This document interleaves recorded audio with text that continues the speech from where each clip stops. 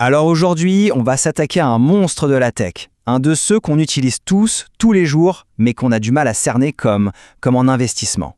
Je parle bien sûr de Meta. Oui, l'entreprise derrière Facebook, Instagram, WhatsApp. Et croyez-moi, en ce moment, il se passe des choses assez fascinantes là-bas, et c'est ça qu'on va décortiquer ensemble. Pensez-y une seconde. On passe notre temps sur ces applis, On scrolle, on like, on partage. C'est devenu une partie de notre quotidien. Mais est-ce qu'on s'est déjà demandé ce qui se cache derrière l'écran ? Est-ce que cette boîte qui gère une bonne partie de notre vie sociale en ligne, est-ce que ça pourrait être une bonne opportunité d'investissement ? C'est la grande question du jour.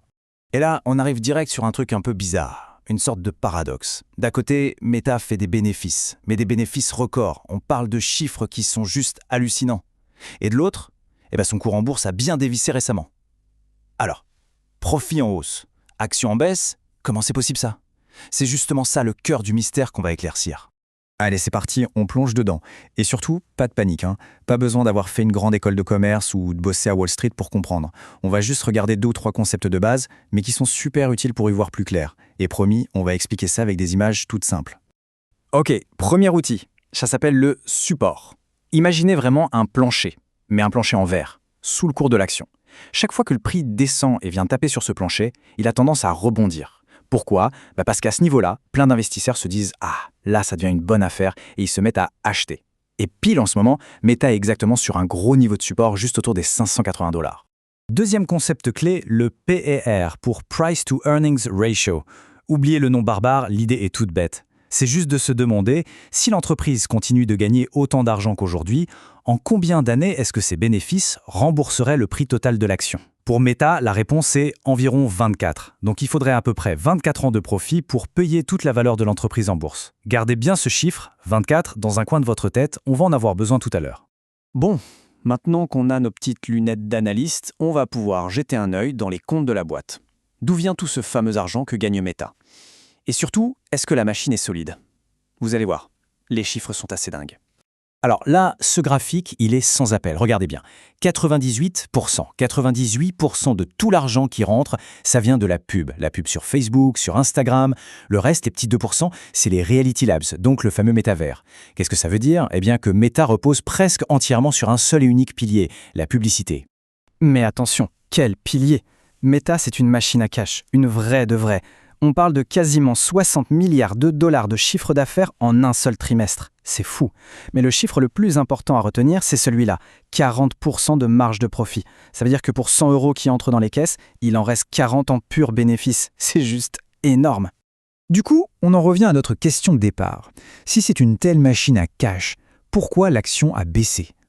Eh bien, on arrive au nœud du problème. La raison de toute cette agitation, de cette nervosité des investisseurs, c'est un mot, ou plutôt 2. Intelligence artificielle. Et le pari complètement fou que Meta est en train de faire dessus. Accrochez-vous bien, voilà le chiffre qui fait trembler tout le monde. 125 milliards de dollars. C'est ce que Meta compte dépenser d'ici 2026 juste pour construire les fondations de ses projets d'IA. Pour vous donner une idée, c'est un montant astronomique. C'est plus que le budget annuel de pas mal de pays. Et voilà, on a le résumé parfait du grand écart que vit Meta. D'un côté, on a la machine à bénéfices qui imprime de l'argent. De l'autre, on a un trou noir de dépenses, des sommes tellement énormes qu'elles donnent le vertige. Et toute la question, c'est est-ce que cet argent massivement investi dans l'IA va un jour rapporter quelque chose ? Alors oui, ce pari sur l'IA, c'est le gros risque. Mais il n'est pas tout seul. Imaginez une crise économique mondiale. La première chose que les entreprises coupent, ce sont les budgets pub. Et là, paf, ça tape directement sur la principale source de revenus de Meta. Et puis, il y a l'autre épée de Damoclès, les gouvernements, qui regardent de plus en plus près comment Meta utilise nos données. Bon, on a posé les bases, je crois. D'un côté, une rentabilité de folie. De l'autre, un risque qui l'est tout autant. Alors concrètement, on fait quoi avec ça ? Comment on peut aborder une situation pareille, surtout quand on n'est pas un pro de la finance ? Eh bien justement, parlons d'une stratégie simple et concrète. Vous vous souvenez de notre chiffre de tout à l'heure, le fameux PER de 24 pour Meta ? Regardez ce graphique, ça permet de comparer. En moyenne, dans le secteur de la tech, les entreprises sont valorisées autour de 30 fois leurs bénéfices. Et un mastodonte comme Microsoft, c'est même plus de 35. Ça veut dire quoi ?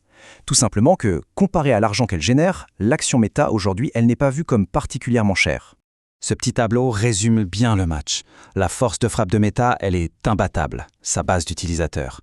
On parle de près de la moitié de l'humanité qui utilise ses services chaque jour. C'est juste délirant. Le point faible, on le connaît, la dépendance à la pub. À l'inverse, des boîtes comme Microsoft ou Apple, elles sont bien plus diversifiées. Mais, comme on vient de le voir, elles sont aussi valorisées plus cher en bourse. Du coup, face à ce dilemme, il y a une stratégie qui est vraiment pas mal, surtout pour ceux qui débutent. Ça s'appelle le DCA. L'idée est super simple. Au lieu d'essayer de deviner le bon moment pour acheter, on choisit une petite somme fixe, disons 100 €, et on l'investit tous les mois. Quoi qu'il arrive, que l'action monte ou qu'elle descende. Ça permet de moyenner son prix d'achat sur le long terme et surtout, ça enlève tout le stress. C'est une approche beaucoup plus zen. Ok, si on devait faire le bilan, ça donnerait quoi?